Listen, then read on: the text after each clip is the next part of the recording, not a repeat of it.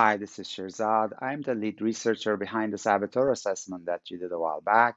And the reason I'm reaching out to you is all of our research about saboteurs is that they get fueled by stress and anxiety, and then they generate a ton of stress and anxiety. They get you into a loop that's pretty painful. And because right now we are living in times where your stress and anxiety is probably unprecedented, I thought I want to reach out to you in a series of videos and basically connect the dots between the research that we have done and some tips that can help you immediately reduce some of the tensions that you feel and have some better strategies to deal with the coronavirus issues that are coming up. So the one key thing I want to share with you today is that typically what happens is people, in order to try to protect themselves and their loved ones in times of risk and danger like this, they go into a mode which I call the hyper-vigilant saboteur. So the hyper-vigilant saboteur is the one that lies to you and says, in order for you to be most protective of yourself and your loved ones, you need to be constantly stressed, constantly looking at all the dangers, constantly looking at all the bad news and read and just checking the news every hour. And so before you know it, what you're doing is that you're in a constant state of high stress, thinking that that's the way you protect yourself and your loved ones the best. And actually, that hypervigilance is not very helpful to you. It reduces your immune system, and it also takes away your ability to be truly focused on how to protect yourself and your loved ones the best. To give you an example, my Stanford students call our work Jedi mind training. What we mean by that is in the middle of the most challenging thing in life, like the Jedi in war, being attacked by enemies from multiple different directions. How is the Jedi feeling? The Jedi is actually not feeling stressed and all of that stuff.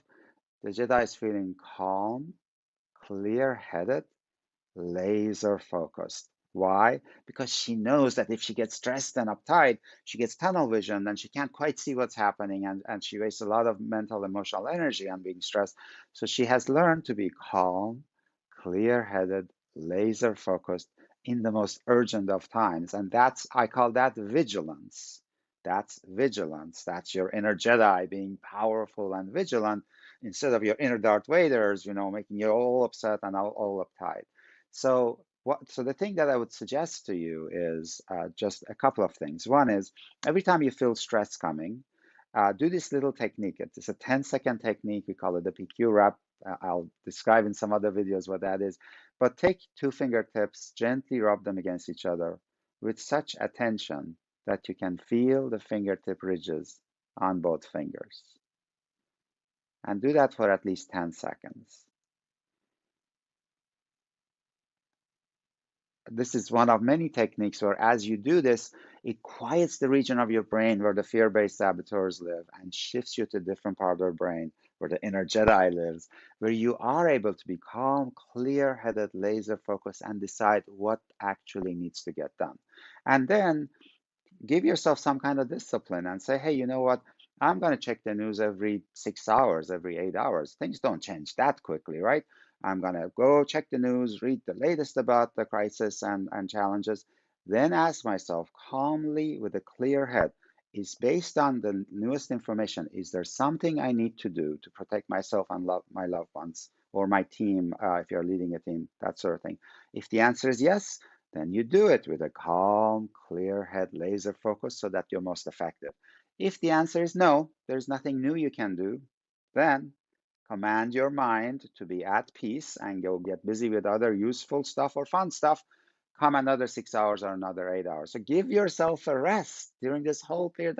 Give yourself a rest and only check in intervals that you discipline yourself rather than constantly being looking at the news and all that stuff. So that's one tip I want to give you. The other thing is, depending on what other saboteurs you have, chances are those saboteurs are running on steroids. So if you have a controller saboteur, you've become overly controlling.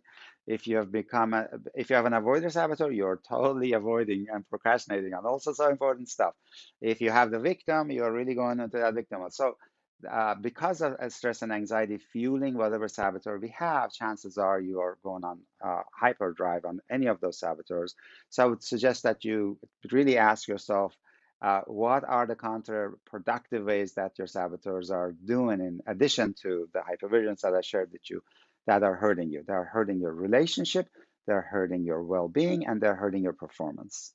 So, that's all for today. This is my first video doing this, and I need for you to tell me how I can serve you, right? So, please, below wherever this video is being shared, we leave some room for you being in communication with me. Give me some feedback about what would you like more suggestions on? Would you like suggestions on specific saboteurs applied to would you like more suggestions on relationships, on reducing stress, being happier, on turning things into gifts and opportunities, on performance? What are the things that matter to you most that you'd like for me to create new future videos for? I promise you I'll read every word and I'll come back to you with more videos because in these times we need each other. Take good care of yourself. I'll see you soon.